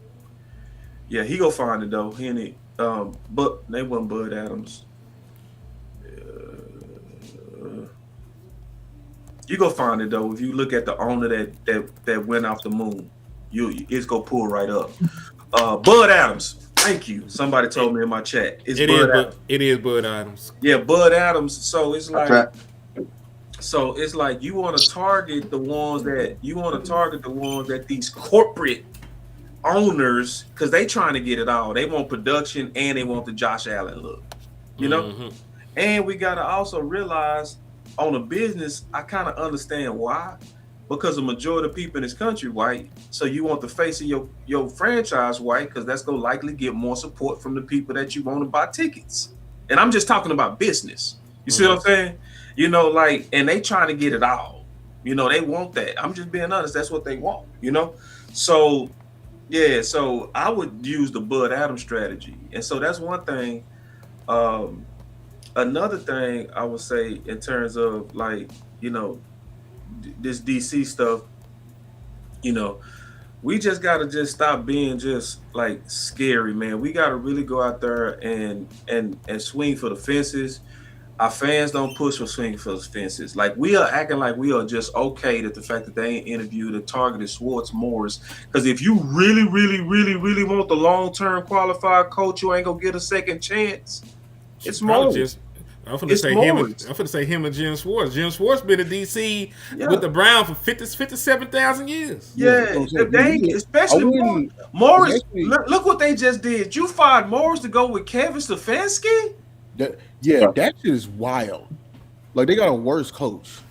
Yeah. You got a clear worse. What does that tell you about opportunities for us as black men? And they hired Olbrich, listen, man. And then he finished hot. You know what I mean? You finished hot. Won four to final five. So that means those men didn't give up on him. So you gave him 1 year to turn around Atlanta, and he didn't. And so you said you done with him. But yet he a Super Bowl winning coach. He's a very, very articulate man. He's somebody that can easily lead a franchise, has some of the best presence, and is very innovative. That's your DC right there. Like if Wes, you want a guy for 4 or 5 years, that's your guy. Especially because sometimes you want those guys that's like, listen, I'm tired of trying this head coach shit. That's not for me. Let me go ahead and ride out the rest of my career just doing a good job. The same thing that happened with what's the coach that we had that Jason Garrett took? Wade Phillips. He ended up being a DC the rest of his career. He started being a DC, and he was a former head coach. He was like, man, I'm tired of them running me out of that. Let me just do what I'm good at. That's where Morris at right now. That's the perfect fit for what West Coast said. Unless Morris' wife is like my wife, and she be on the internet looking at all these purses and stuff, and then, I'm just saying, these women, man, they'll change your whole horizon. Because, men, we be good in a one-bedroom apartment or an air mattress, man. It'd be a woman that'd be like, man, what you mean I got to have towels in my bathroom? You know what I'm saying? That's all I'm saying. You know what I mean? But, hey, can I say something? Because we've been on here for like an hour and 40 minutes. So at this point, I feel like everybody's listening, right? So can I say something? Can I just say something that's just grinding my gears right now that I saw that's football related? How the hell does Josh Allen get to go up there and I got to turn my camera on. I let my team down. My team down. And you know what? Me being the godly man, I was sitting here and I was just thinking like, Lord, give me something to say to Josh. But I want to be real when I say it, Lord. And you know what the Lord said? He said to type this. You did. What you talking about, bro? You did. He said you did let your team down. Overs in 2 games, dog, in the playoffs, dog. You did let your team down. And what I hate is the whole media, because the whole media is wrapping themselves around that. They got players in the room talking about he didn't let us down. He didn't let us down. Yes, you did, dog. Yes, you did. I feel like I let my team. I wish Dak could just get in front of the camera and just stink it up after a playoff game at home, mind you, and be like, I just. Listen. I just feel like I let my team down. They would bench Dak if he cried in Dallas. Bruh, they would have benched Dak after he threw the ball backwards. Listen, when Josh threw that ball backwards, I knew he was working for Vegas, dog. I knew he was working for Vegas. Man, but hey, man, it's all good. I know my quarterback don't. I just want listen to me. I just want my quarterback to have an opportunity to do some stuff because listen to me, Caleb Williams looked at dope today in the playoffs, but my boy Dak has done stuff like that. You remember Cole Beasley?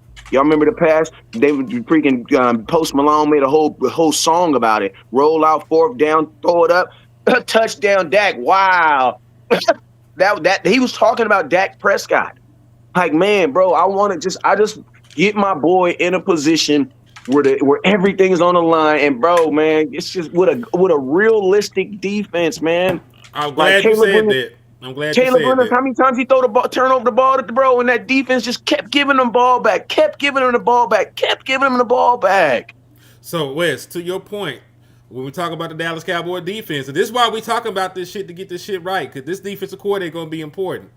The Broncos, when they went out there and they beat the Bills, they forced 5 turnovers. The Dallas Cowboys have 5 turnovers in the last 7 playoff games combined. Wow. That's Dak Prescott's entire career. And listen, I was actually wrong because you see they had 2 forced fumbles. They actually didn't recover one of them bitches. They got 4 turnovers altogether, and then I gave the defense too much credit. One of the damn fumble came on special teams. You remember the special team when your boy recovered against the 49ers? Yeah. When Boss Man Fat recovered, that shit was on special teams. His biggest play of his career. The Dallas Cowboys defense actually only has 3 turnovers in 7 playoff games. In 10 fucking years, they forced 3 turnovers. Hey, and mind you, we had a defense one year that had Trevon Bland with like 8 interceptions. Remember that? We went to the playoffs that year. Yep. Both the years that we had a guy that led the league in interceptions was an All-Pro. You know, we made the playoffs. So that's why I'm really pushing to get this shit done, man. Like I'm seeing guys. Drake May turned the ball over 3 times, and nobody gonna say anything about it because his team won the football game. Yep, and his defense kept giving him an opportunity to win the game. His defense kept giving him opportunities. What people don't understand too, Cuzzo, is listen, when you turn the ball, when you get a turnover, that is an extra possession. That means they gave him extra possessions. That's a possession. You can't score without a possession. You know what I mean? Like, you can't score without the ball. And this is the thing that I want to add to that. People be talking about Dak is the reason we lost. He had 2 turnovers. Drake May had 2. He had 2 turnovers the first game. He had 3 this game. He got 5 turnovers to only a handful of touchdowns. He ain't lost a game yet in the postseason. Like we need a defense, dog. You need a defense. Yeah, I'm trying to tell you.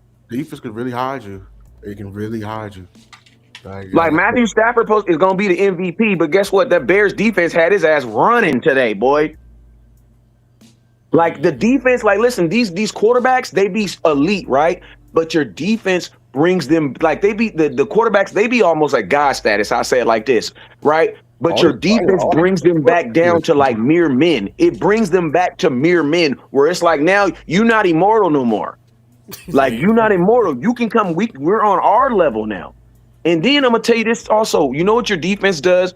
And people ain't. I know y'all gonna feel me on this, but your defense allows your quarterback to not have to be perfect.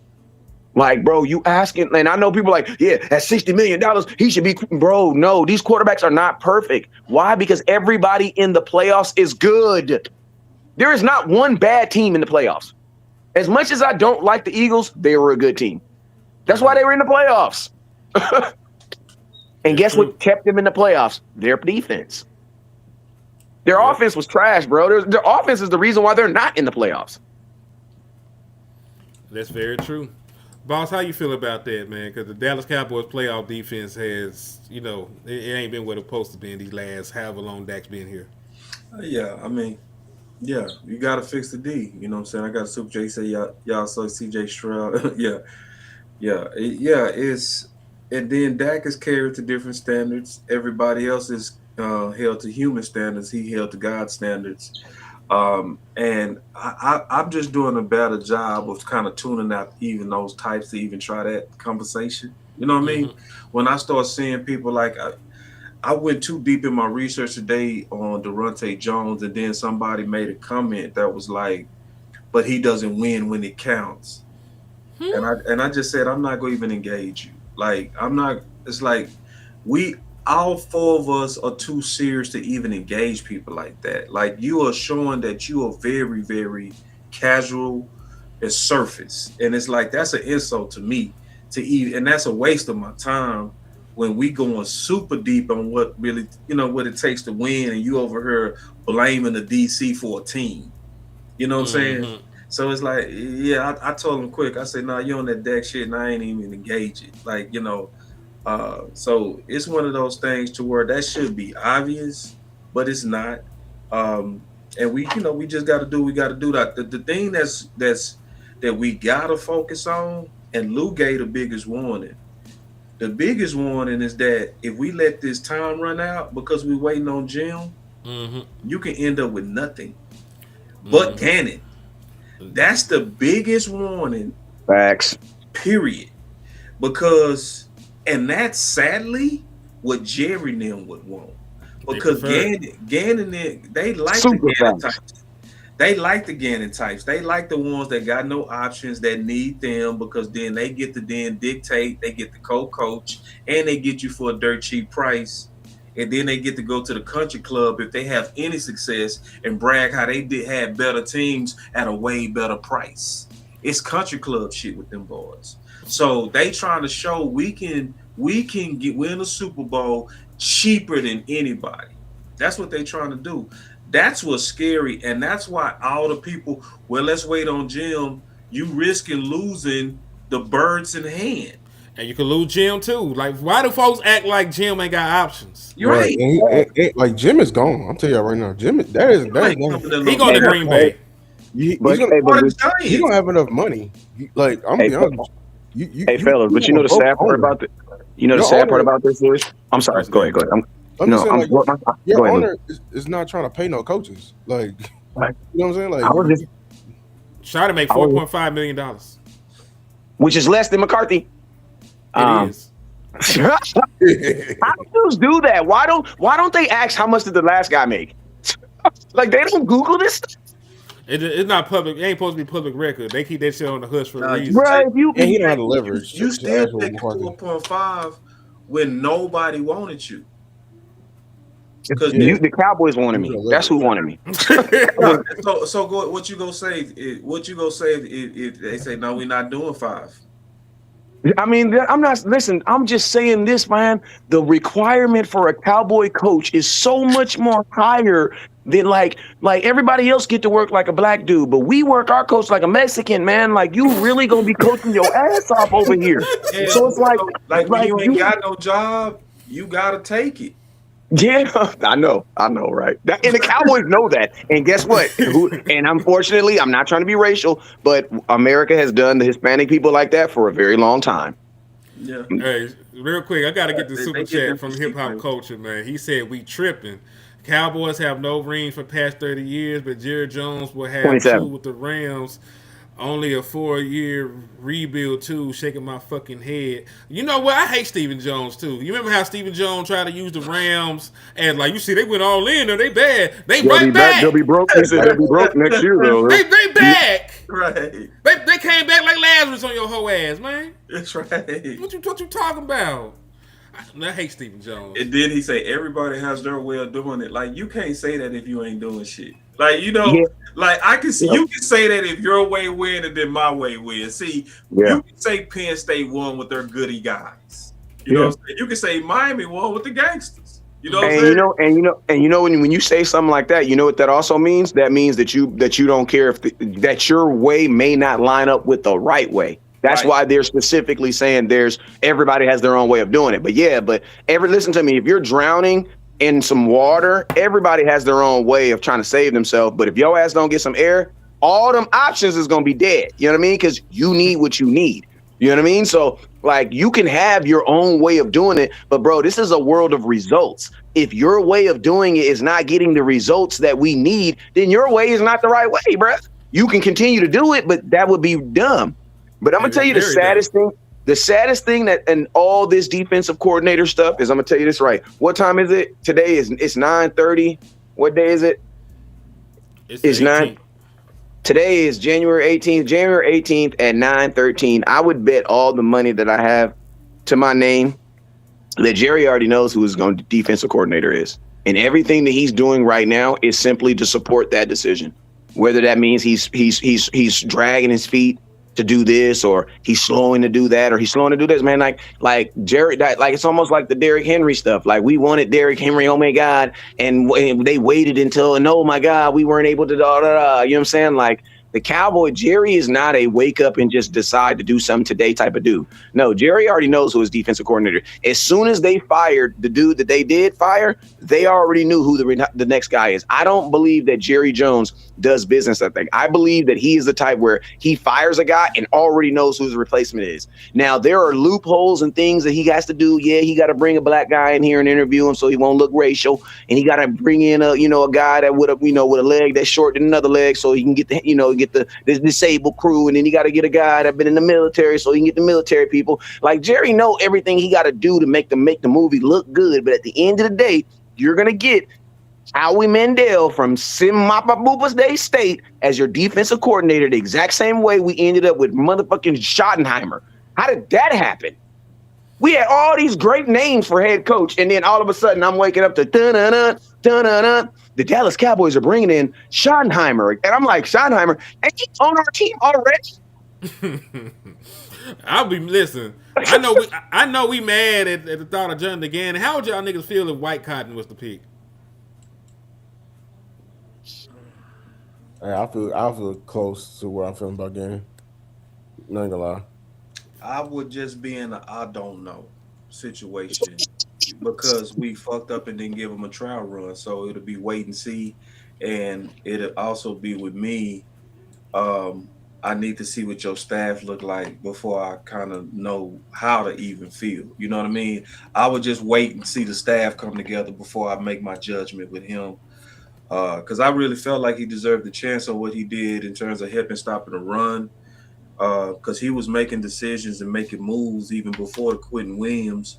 Like the bare front and stuff like that. He was showing that schematically he was doing things to help stop the run. And then Shotty praised him and said he's a great salesman and he's 3 for 3, meaning everything that he said worked. Worked. One thing that I hate is that them edges look trash, so we don't know where they came from. We don't know if they came from Evil Flus or was that him, because it was his crew, So I would immediately start then pressuring, just keeping it real. I would start pressuring for an edge coach. You know what I mean? We need somebody specialist. A specialist. Like, I just be out frank and say I don't trust him based on what I saw previously. We know Donovan Ezeraku had a real big bag coming in, a first round bag, and it didn't look like shit.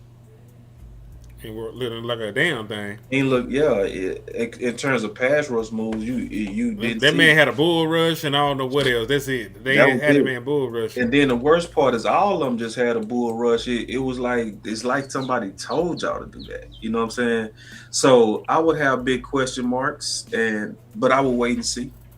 I got one more name to ask you about, and it's I already asked Lou about it because he ain't been fired yet. Mm-hmm. Sean McDermott, if they end up, whacking him because of the shit that happened in this last playoff game. Because he's the kind of guy that is a Jerry Jones kind of guy. He's a former head coach. He'll be somebody that's downtrodden at this point and will be needing to rebuild his image. So, there's rumblings that he could be out the door as soon as tomorrow. So, how would you feel about Sean McDermott? Is that an upgrade over Jonathan Gannon, or you not sure? Because I haven't looked that deep into Sean McDermott. Me either, man. I'll be shooting in the dark. Yeah, I just wanted to throw that out there because, like you said, when they drag their feet for shit like this, because I feel like if Jeff Ulbrich was allowed to lead, they would have spun the block on that. You know what I'm saying? But it's being reported he's going to stay with Atlanta, and he's not going to be able to test the open market. They want to keep him. So, goodbye. I'm sorry. No, you good, man. So I'm just trying to be wary of anything, man. With a defensive-minded head coach is on the verge of getting fired, my antennas are up. Mm-hmm. Yeah. Hey, my question to you, boss, was this. Because we keep on bringing Shotty's name up. Who do you think Shotty's pushing right now? I have no doubt he's pushing Durante. Okay. I have so no that doubt. Then to be honest with you, if the Cowboys are doing fair, quality business, that should be your defensive coordinator. Right, and that's what's scary. It's scary. So then you want them to go against what he wants then to get a different dude? No, I want them to get Durante, but I noticed something at the end of the season. What's that? At the beginning of the season last year, Jerry came out and he contradicted Shotty openly, okay? Where they like Shotty was talking about competition being the core center of his belief system. Yeah, his belief system. And you know, Jerry, you know him, he fucking co-coach. So he contradicts him right there to his face and say, because they asked him like, are you gonna just start Booker? And he was like, nah, everybody gotta earn it, man. You know what I'm saying? Blah, blah, blah, blah. That's what Shotty was talking about. And then Jerry was like, well, if you bet on somebody, then you pretty much go play them, and it's just common sense. And Shotty had all this kind of nervous energy. He was drinking water that wasn't in the water bottle. He hated it. You could tell he hated that answer. And then the next conference, he came out there by himself. And for the rest of the season, he took the press conferences by himself. What are we starting to see now? What are we seeing now? We seeing that three-headed monster back up there. Mm-hmm. So Steven and Jerry and Shotty. yeah, so it's like now it's like they are starting to do what they typically do. They give you year one of rope, and then year two, they start inserting themselves. And so, like, ain't nobody with common sense in any form. And like Lou always said, if you're a person of pattern, Gannon is not a Shotty guy, bro. The fact that he punched his player on the sideline and Shotty all the way preaches about, you know what I mean, having real care for your players. Like, he really believes that. And he talk about high energy and stuff like that. And you see Gannon and he's awkward and weird. And everybody knows it. The fact that he even a candidate, it's like, bro, it's scary. Like, I'm afraid. Like, I'm afraid that Lou is gonna be right. And that's why all the people that's over pushing Jim, you playing a dangerous game. Because Jim ain't gonna want you, first of all. But if all of y'all, let's wait it out and see what's gonna happen. Y'all playing right in the Jerry and Stevens' hand. Because then if Denver and them lose, he go mess around and go to the Giants, so he go to Green Bay, where they go pay him more money than Jerry cheap ass. Right. And then Dallas and them go look around and say, oh, damn, Durante, he's gone. He's went to Pittsburgh. Bring in Chad Sukanaba from Sycamore State. I'm telling you, that's who they got. And this is the scary part. Go look at all the local reports, man. Go look at. You can tell who they pushing. Just go to the Fan. Go look at their thumbnails. You go see mainly two people on them things. Jim Leonhard and Gannon. Go look at Blogging and the Boys. They just did an article. And in the article, it said that the Dallas are trying to go get a DC that gave Dak problems.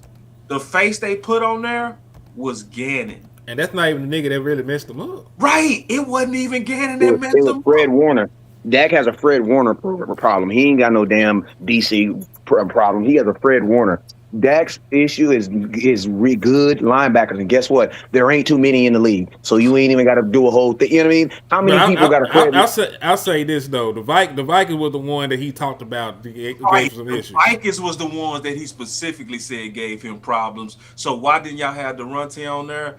It's likely because Jerry already said that he uses the media. He said that. So. This is what he does. This is not saying that the media, they're being water carriers. They taking phone calls. They hearing stuff from front office. They getting calls and and they trying to get leads. So they'll say, who y'all looking at? Well, our top guys inside is Jim and Gannon. Yeah. And they keep pushing those guys. We looking at Jim and Gannon. So guess who they putting out there on their thumbnails and stuff? What they're hearing the most. So it don't mean they being water carriers, but it more so says that likely they're being fed these leads and they trying to be ahead of it. Like anybody would do that's in journalism. They'll be like, if you want to know why? And boss, you want to know why? Because of guys like you, and because of guys like Henny, and because of guys like Law Nation, and because of guys like myself, because there's actual competition, dog. Like the days of them just saying, oh, we got a source. Nah, now you got to think like this. That if you can get this like 106, and they had to do something with Jerry Jones because it's like, look, bro, you got guys like Boss Cowboy that's almost getting the same information and they don't have a source. Y'all got to do more. So if you notice, it ain't even leaks anymore, bro. Like they're literally telling us, like even with the draft is freaking scary. The Cowboys gonna end up getting in trouble because how the draft show know exactly who the Cowboys gonna draft almost every year now. Want to know why? Because if the Cowboys have a draft show that only has 15 people watching, but Boss Cowboy got a draft show that got 300 people watching, and he don't work in the building, there's a problem, bro. There lies a problem. And they're all on the same TV show. They're all on the same TV channel. What? YouTube. So guess what? All they're doing is spicing the punch now. Like the reason why the Cowboys got to do this is because we're on their ass. So 106, they got to have an edge. What edge do they have outside of Jerry Jones flat out telling them what he's going to do? What edge do they have over us? Nothing. Shit. Real quick, nothing, bro. Real quick, Wiley Pass hit me with a $4.99 super chat. Cuz said they put Jim, Durante, and Gannon. Also think it'll end up being Jim, Durante, or Parker, in my opinion. I think we'll talk about the thing. I think you talk about on their YouTube page. No, they don't. It ain't shit on there about Durante. And no, it ain't. Unless they did it today. Unless they did it today, because I seen what you showed, because you had pulled up the shit. Yeah, I pulled it up. Like it's Jim. Shit, it ain't nothing on Durante. Man, how about this? Hold on, Wes. Hold on. I gotta say this real quick. I didn't mean to cut you off, bro. It's so bad. They had Durante on the title. Is Durante a good candidate? And they had Jim on the top. Shit. Yeah, because they're getting you familiar with their choice now. Yep. That's what That's why I said, like the Cowboys, whenever Jerry does something, he always puts like a little feeler out there. Because people always say Jerry Jones don't care about what the fans do. Yeah, what the fans think. He does. Jerry Jones is a typical father, bro. Like he does care about what his kids think, but in the end of the decision, he knows he has to make the final decision. You know what I'm saying? Now, Jerry's problem is he just makes the wrong decision all the time. But he understands that structure. And so that's why when we think about this, that year when we were talking about, we need more CDs. What did he do? He traded for Amari Cooper. This year, what did he do? Jerry loves giving us optimism. He doesn't like feeling like everything is gone and dead. Why? Because we have the highest season tickets in America. Like there's nothing higher than the Dallas Cowboys. So Jerry knows he's always selling. So he always going to be listening to the nation. It's just that when it comes down to it, Jerry does what at the end of it's his castle, man. It's literally his castle. And I'm going to tell you, that's why there's always going to be imperfection in it, because we have way too many humans touching this business. Like we need to go AI like all these other people. Like, listen, when you start using like numbers and using like stats and using statistics and stuff, you're taking human error out of it. The reason why we have so much human error and stuff is because we're literally looking at guys and being like, oh my God, he got 2 last names and he got glasses on and he wanted to be a Cowboy when he was a youth. He gonna be good. Instead of using analytics and stuff like that. That's why so many teams are going for it on 4th down now. Why? Because it makes freaking sense. The analytics says if you're past the 50-yard line and you're only 4th and 2, go for it. That makes sense. That's what the money says. The Cowboys we need to modernize the way we freaking think, bro. Because if we modernize the way we think, we wouldn't miss on so many of these draft picks, bro. Like we have full draft classes that are misses, bro. Raise your hand if you went to a draft class where they drafted a bunch of kids that aren't even on this team. I was there. I went to that shit. Shoemaker is the only paid person on this team, bro. This left. Because Margie Smith is gone. Overshawn's still up, but he only played like 17 games. Junior Fihoko is still here. Overshawn is a part-time football player. Eric Scott Ben got the fuck out of here. You remember when Eric Scott was a training camp darling? They said he was going crazy. We done found another one. No, the hell you didn't. No, you didn't. Man. And I'm looking at it. There ain't shit on Durante. It's not one thumbnail. It ain't not one thumbnail Parker. Now, I think Tyrone Church said he sent you one. Check your inbox. Unless they took the shit down. Well, I'm So looking if at you if video. you're I'm looking Vegas, at the if video. if Okay. you're Vegas, the money line is on what name right now for DC? I don't Probably know. what? Let me go look. Odds for Knicks, Cowboys, DC.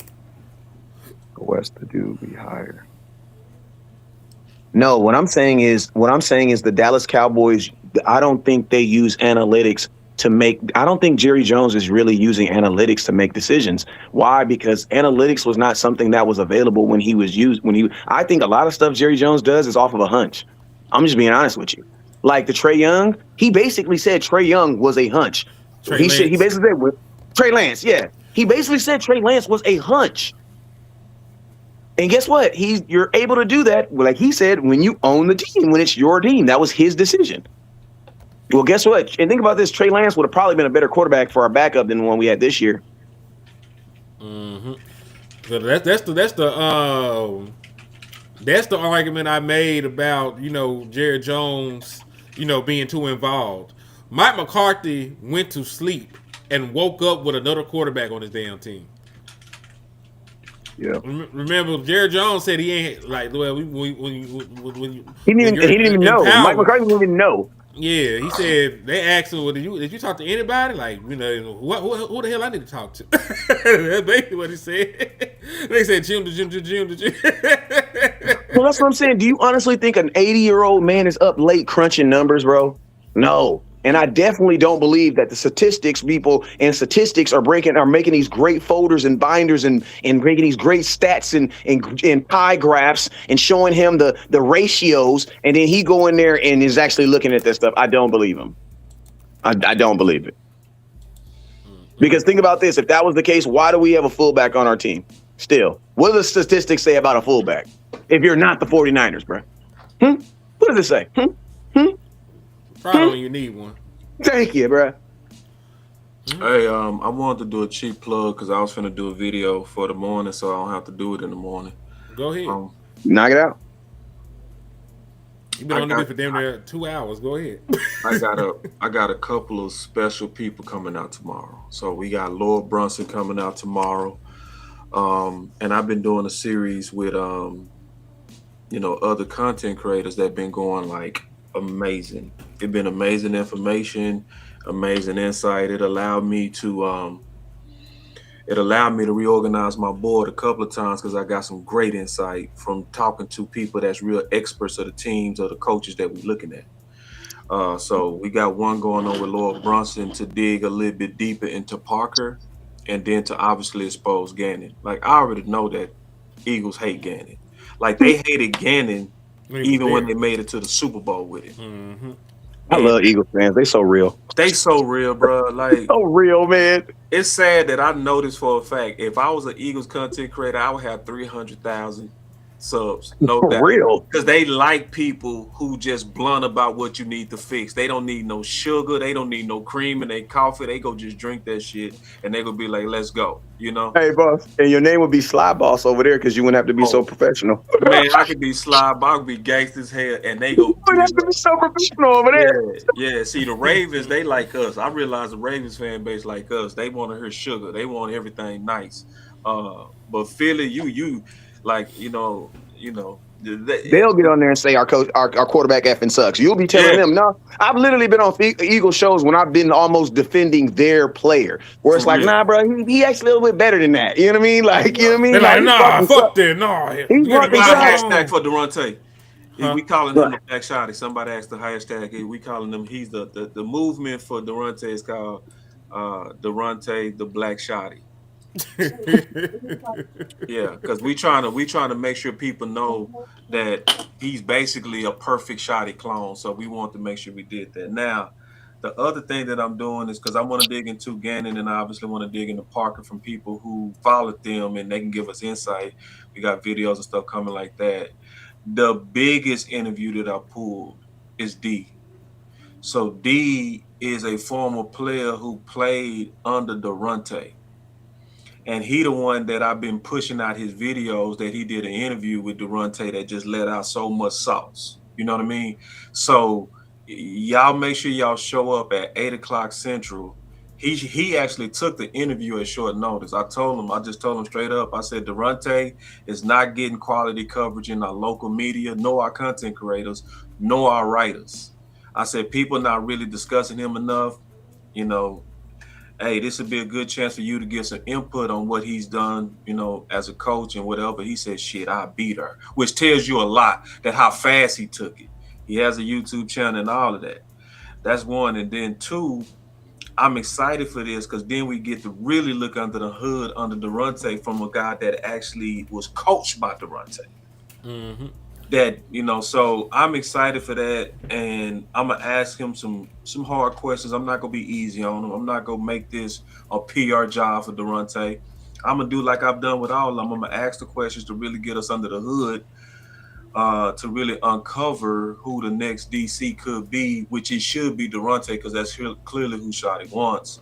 So y'all make sure y'all come out and check that out, man. I guarantee that's going to be a knockout video. I mean, live. Lou going to be rocking it out with me because Lou was the one who actually pushed Durante before anybody.